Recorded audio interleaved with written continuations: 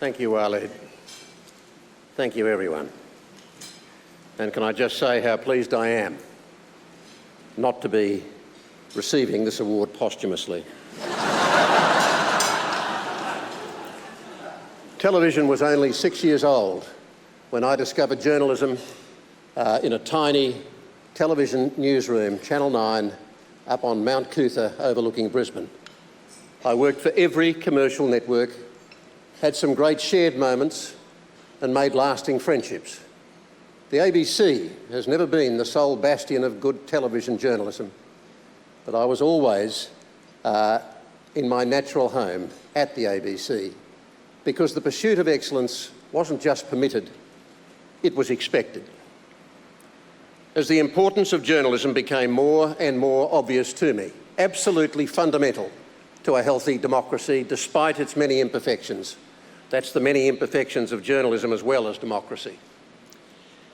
It also added more meaning to my life. And being paid to satisfy your curiosity and feed your imagination and have a lot of fun along the way didn't hurt either. But the joy of it has been fed largely by my wonderfully collegiate culture that I experienced at all those terrific programs. This Day Tonight, Four Corners, Late Line and 7:30. We all competed with each other vigorously, but from a bedrock of mutual respect, even love.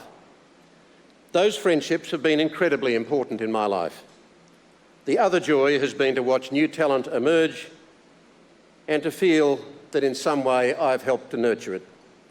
There have been the tough times, the budget cuts to the ABC, again and again and again, driven more by a desire to punish and by an ideological obsession than because the public broadcaster was inefficient. In my view, the day Jonathan Shire was appointed to run the ABC in the Howard years was the beginning of a dark time in that place. So, some of the best and the brightest were shown the door in that time. 7:30 was in the eye of the storm. I was described in headlines, as you saw a little while ago, as dead man talking. But on that program, we walked a straight line and allowed our work to speak for us. The program could have died in that era, but it's still there, still going strong, still driven by good people, still accused of bias, but still walking a straight line. And the ABC is still forging its way through strong headwinds, probably never threatened more than it is today, by a combination of forces, cash-strapped in a totally disrupted, digitally driven industry, and still confronting the same sad ideological prejudice.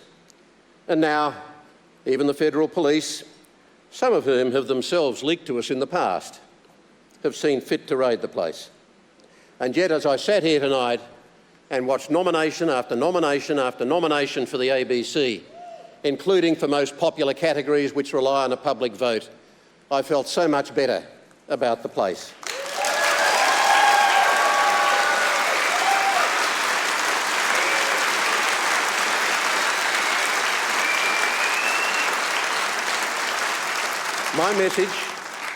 My message to every person working in Auntie's embrace today is simple.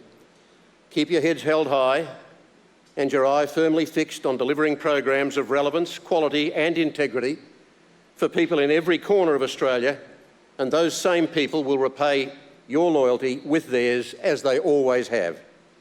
And to the rest of the country, don't ever again allow politicians to diminish the public broadcaster. It is one of the most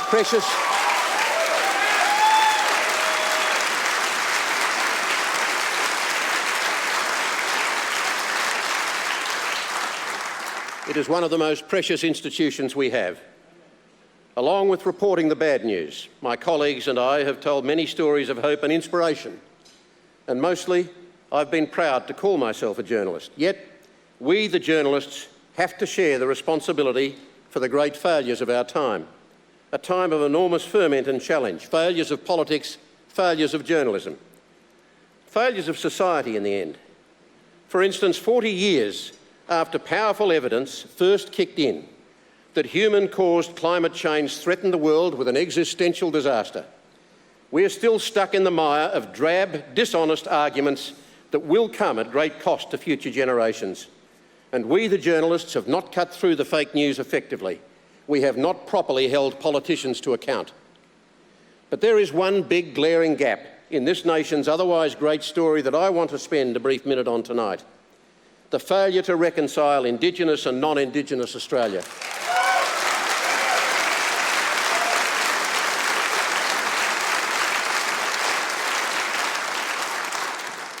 When I started my career, First Australians were not even counted in the national census. On paper, they didn't exist. I was first personally exposed to the awful racism this country is capable of when I visited Alice Springs more than 45 years ago. And sadly, you don't have to go too far to see it still today. A trip to any prison will do it. We all have an opportunity together in this term of the Federal Parliament to make a genuine effort to understand and support what is embodied in the Uluru Statement from the Heart, a remarkable document forged in unity by more than 250 Aboriginal and Torres Strait Islander leaders representing the oldest surviving culture on the face of the earth, a culture that adds a richness that is unique to this continent, and yet we other Australians are mostly ignorant of it. The Uluru Statement represents no threat to a single individual in any corner of this country, and certainly no threat to the integrity of Parliament. And if you're told that, don't you believe it. On the contrary, it will add much to the integrity of our nation. We like to be seen as one nation made up of many parts. Now it's time to prove it. The last and most important thing of all for me personally tonight is to acknowledge with gratitude and love the precious part family has played in my life and been so central to it. My children, and indulge me for 10 seconds here, Lara, Chris, Anthony, Jack, Ben and Meg, and my grandchildren, Joe, Gigi, Billy, Harrison, Tom and Mason, have been at the centre of my life. Sue Javes, my wife and best friend for 40 years, warned me tonight not to say how much she'd helped me in my career. As Carl Stefanovic had said here at the Logies a few years ago, because it had probably cost him a couple of million.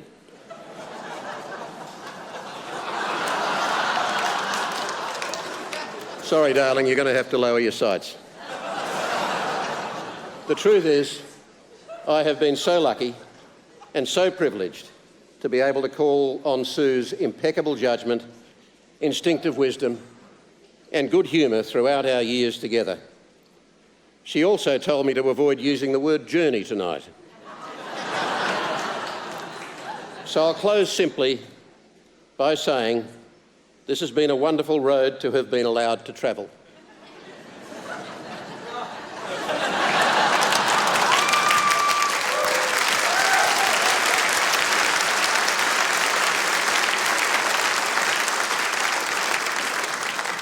Thanks to all of you, especially in the living rooms of Australia, who have travelled that road with me. Thank you.